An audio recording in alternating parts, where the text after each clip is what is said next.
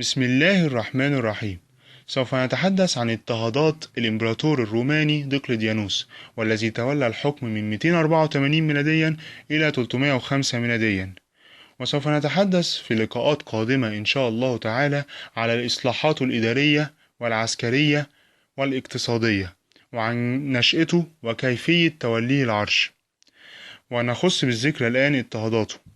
أما عن موقف الإمبراطور دقلديانوس من المسيحية، فقد حرص معظم سنوات حكمه على اتباع سياسة تسامح ديني مع المسيحيين، ثم تحولت سياسته ضد المسيحية في أواخر حكمه، وربما كان هذا التحول بسبب تأثير جاليريوس قيصره في الشرق، الذي كان يكن كراهية شديدة للمسيحيين. فأصدر دقلديانوس 4 مراسيم فيما بين سنتي 302 إلى 305 ميلاديا تحث على اضطهاد المسيحيين.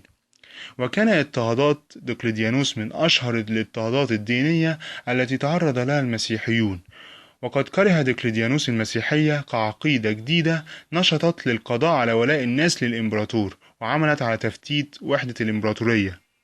وزاد سخط هذا الإمبراطور حين اشتدت المسيحية وتطرفت، وبدأت تخير أتباعها بين الولاء للمسيح أو الولاء للإمبراطور، وحين تعدد نطاق التأثير في المجتمع إلى التأثير في الجيش، وقضت على ولاء كثير من الجند للإمبراطور، ومثلت دولة داخل دولة، وشكلت جماعات سرية بدأ من نشاطها أنها لا تقيم وزن كبير لنظام الدولة ورسومها. ولذلك جرى اضطهاد كبير للمسيحية وأتباعها قبل سنوات قليلة من اعتزال دقلديانوس السلطة. فبدأت في سنة 302 ميلاديا أكبر حركة اضطهاد للمسيحيين، حيث جرى في البداية طردهم من البلاط ومن صفوف الجيش، حيث تم تسريح الجنود والموظفين المسيحيين، ومصادرة أملاكهم، ونفيهم إلى جهات نائية، وحرمانهم من حقوق المواطنة، ومنعهم من تولي الوظائف الإدارية، وحرق أناجيلهم وكتبهم الدينية المقدسة، وهدم كنائسهم، ومنع عتق الأرقاء منهم، ومنعهم من التجمع، وتحريم القيام بأي صلوات أو طقوس دينية، واعتبارهم خارجين عن القانون. وكانت عقوبة انتهاك هذه القرارات هي الموت. ثم اتبع ذلك بالعقوبات البدنية كجذع الأنوف، وفق الأعين، وصلم الآذان، وتهشيم الأسنان، وقطع الأطراف والألسن، ودق الحديد في البطون.